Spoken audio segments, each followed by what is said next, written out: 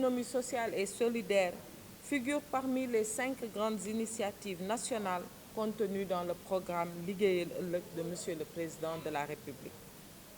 Comme vous le constatez, Mesdames et Messieurs, l'ambition de son Excellence, Monsieur le Président Macky Sall, est de faire de l'économie sociale et solidaire un véritable levier d'inclusion économique, financière et sociale des populations.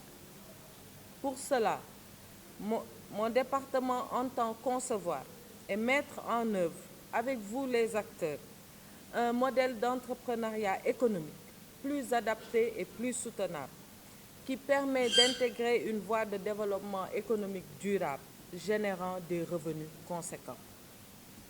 Il s'agira d'une part d'optimiser la gouvernance et la gestion du secteur dans un cadre participatif, en créant les synergies et en renforçant la complémentarité entre les acteurs institutionnels intervenant dans le domaine.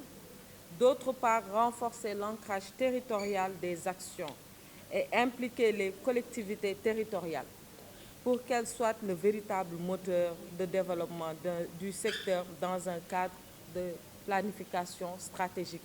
C'est pourquoi les mots de Madame le maire prennent tout leur sens. Parce que la première porte stratégique de l'économie sociale solidaire sont les collectivités territoriales, qui sont l'émanation des populations. Donc, créer des projets entrepreneuriaux viables à l'échelle du département, en prenant en compte toutes les communes du ressort du département, pourrait assurer une bonne réussite du modèle de l'économie sociale solidaire. D'ores et déjà, une enveloppe de 250 millions de francs est mise à la disposition des systèmes financiers décentralisés du département de Dakar, les réseaux comme les institutions isolées, pour renforcer les capacités des dites structures sur la ligne IMF de la ligne Plasépris, compte non tenu des possibilités de financement de la ligne PME pour l'année 2019, pour booster l'initiative locale des porteurs de projets entrepreneuriaux viables. D'autres actions vont se poursuivre en 2020, avec en focus au niveau du ministère la validation et le démarrage de la mise en œuvre du plan d'action de la lettre de politique sectorielle de la microfinance et de l'économie sociale et solidaire.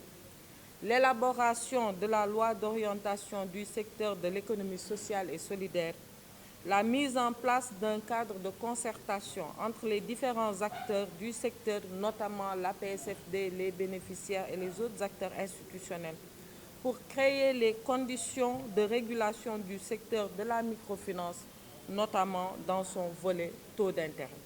Nous irons également vers l'établissement de la situation de référence du secteur de l'économie sociale et solidaire, nous permettant de mesurer la contribution effective de l'apport de ce secteur dans l'économie nationale.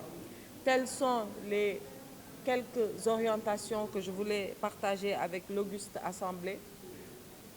En déclinant mes propos, j'ai pu noter l'arrivée de députés, le député honorable Fatou Diouf est là. J'ai vu également la présence du ministre conseil Zator Mbaye, que je remercie. Et donc, je voudrais vous remercier tous de votre aimable attention.